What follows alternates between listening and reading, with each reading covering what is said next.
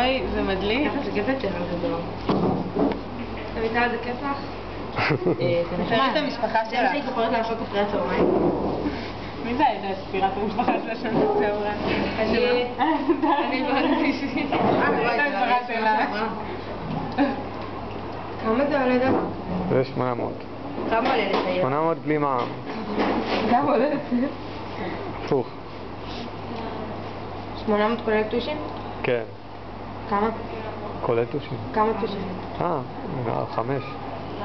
5. אבל זה במילא אותו צבע.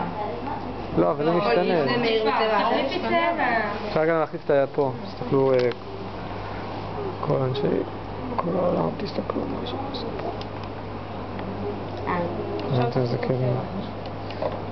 אפשר שזה יהיה כאילו רק צבע אחד? כן, אפשר לשחק עם העצמאים שם. זה לא משנה באמת באיזה צבע מציירים.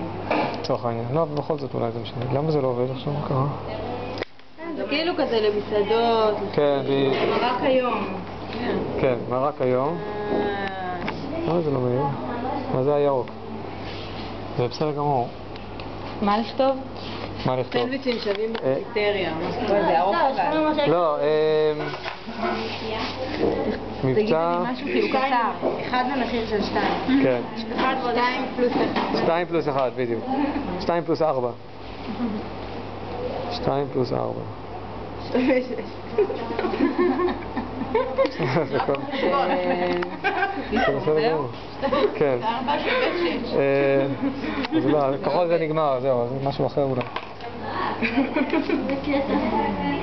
בבקשה, התושים האלה יכולים להתגמר. וואי, זה מה זה כיף, שתדעו לכם. יואו. יוצאת כל פינה.